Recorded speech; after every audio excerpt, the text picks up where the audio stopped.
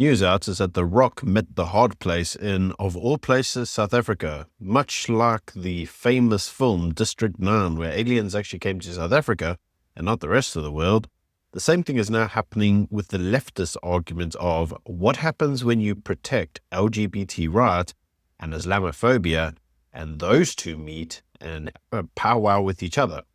Which right wins out? And we're about to find out in South Africa.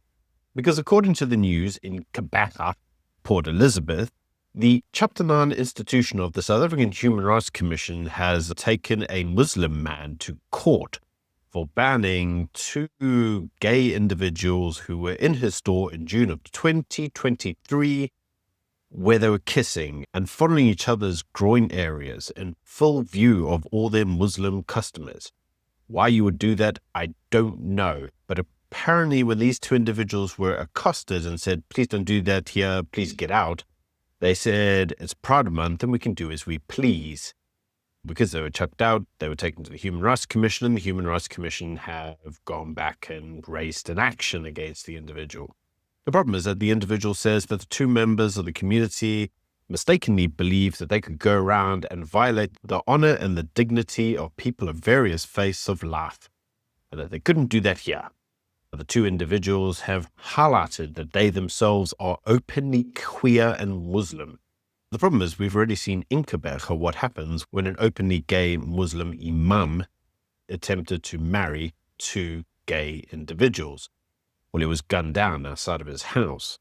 And in response to that, we heard all sorts of talks around Islamophobia around the country and how it was condemned.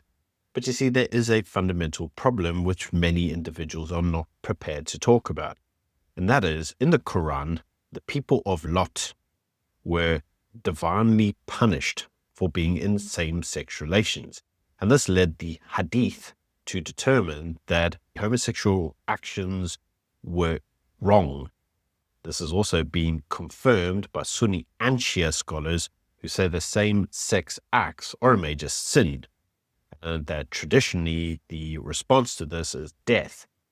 Now, the traditionalist view is that homosexual acts are forbidden, they're haram, and even the reform or progressive Muslims are struggling to not call it haram because it's deeply embedded in the Quran as being something that's not acceptable.